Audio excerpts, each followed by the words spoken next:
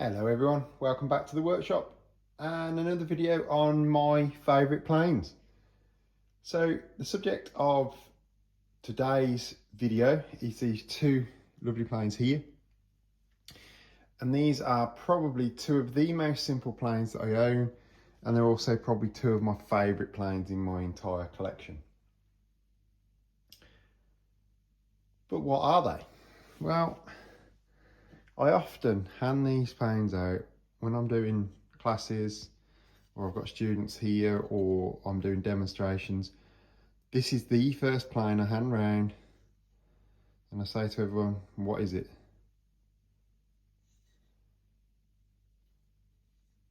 And I get all sorts of answers back, but rarely do I get the right answer back. And you can see, obviously this is a bit of mechanical damage here. That was done before I had it, but you can see by the wear on this face just how much I use this plane. So I'll probably use this one more than this one, although this one's pretty clean as well, so I do use this one a fair bit as well. But what are they? Well, as I say, you can see there by the wear that this here is the sole of this plane, and this wide face here is the sole of this plane. Well, they are specific planes for making windows, and they're specific planes for making sills of windows. So the answer I normally get back is that they are drip planes or capillary groove planes. Well, that's not the case, because obviously on this plane, that's the sole, and the capillary groove would be going down under here. So you would actually be working in your block of timber. For your capillary groove, you'd be working that way, like that. And obviously, A, you've got very little, it's a very odd thing to use, and B, it's going backwards. So very obviously is used that way, pushed forwards from right to left like all of the planes are. And you'll also notice on this one that the relief for the shaving is set up here. So that's running on here and the shaving's getting pushed out up here. Well, what they are is very specific planes to windows. They are what's called throating planes. So if we look at a windowsill, this is a Victorian window. We pan up a bit so you can see how beautiful the glass is. This is an original Victorian window that we've just restored on one of the sash restoration courses. And by a throating, we are looking at this groove here. Okay, so you have your sill, which has two sloping facets on it, and on a sash sill it has a slight flat here, where the staff bead would sit to form the rebate. But on a casement window, this is formed as a rebate, and this often will slope on period windows. But there's then a hollow in here, a drip groove effectively, that's designed to stop when the window's closed like this. It's designed to stop wind-driven rain that's running down the face of the window and coming off here, getting pushed back up the sill and back up and being driven by capillary action up under here.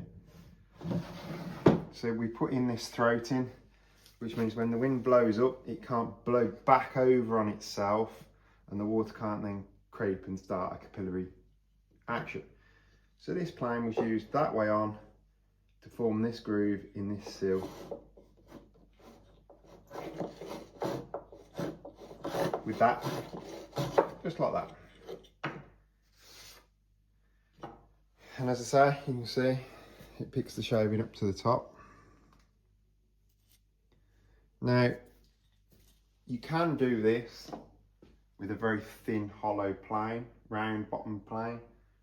However, it's not quite so easy with a round bottom plane with a round plane, because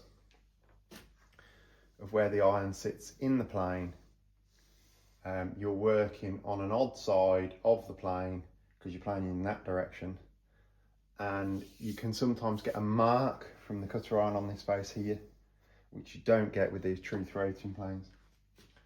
I also have these two planes here, both of which could be used for this job, but that one there doesn't cut right tight to this side. This one would cut tight to this side just about, but they are quite cumbersome, and when they're laid in there, especially on a wider sill, you haven't really got a lot to handle them with, so it makes them very difficult. And to use a plane like this to cut a throat in, you have to stand the sill vertically in the vise and then plane that way, and you've got very little. You can't wrap your thumb traditionally, you know, you've got very little to use. You can just about grab it like that, but it's not so easy. So these, I would suggest, are actually grooving planes for producing round bottom grooves. Whether they were for capillary grooves or not, I don't know. They don't seem to have a maker's mark. I think this one probably did have a maker's mark on it at one time, but you know, can't read it. So they're not so easy. This sort of plane is not so easy to use for the purpose of throating, and it's also a very difficult thing to machine. Now these are standard sash seals. These are designed to sit behind a reveal and then sit behind a stone sill. So they would drip off onto the stone sill, or they would sit and the stone sill would be down here, so it would run down this face and then up on the stone sill.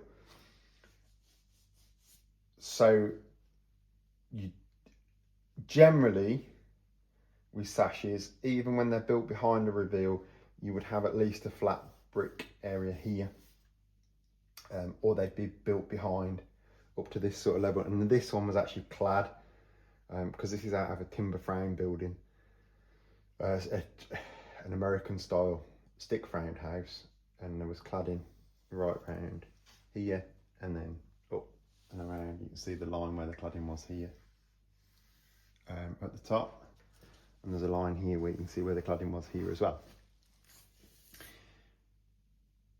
So generally this type of window has quite a narrow sill, but on slightly more modern windows we project past the wall, and then we do put a drip groove on the underside of the sill. But if you need this throating on a modern window, it's very difficult to achieve by machining, especially where the sills are quite wide, because if you imagine the size of even for this, the size of the cutter disc that you need to get in under there. And also remember, the only flat plane you've got is the bottom of the sill, so you've got to have your cutter disc cut in here,